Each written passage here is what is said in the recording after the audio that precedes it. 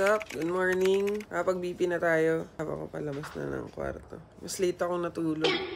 Inedit ko po ang video para kahapon. Nangako kasi tayo. Pintik na pangako yan. Okay, basta BP reveal. Okay.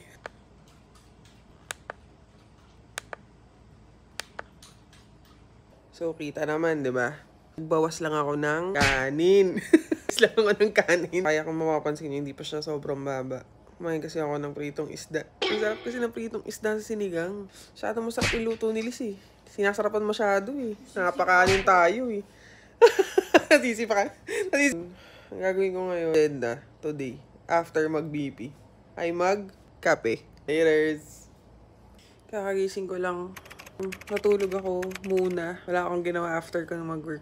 Napalag out ako ng di oras kasi sobrang sakit talaga ng ulo ko. Minamigraine ako. Ang tanong sa akin, magkuwakbad pa daw ba ako?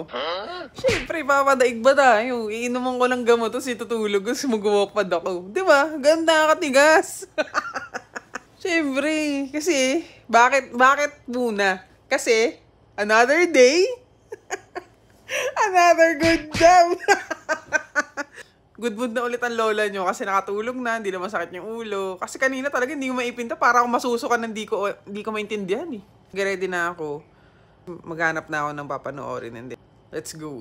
Ganun lang kasimple. Okay, so nakahanap na tayo ng papanoorin. Mobland. It's 40 minutes.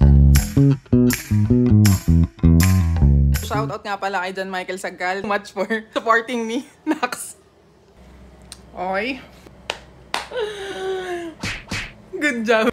Ang daming struggles, pero na-achieve natin, guys. Sumakses tayo today. Pakita ko sa inyo kung ano yung tapos ko. Yan. 3.51 kilometers.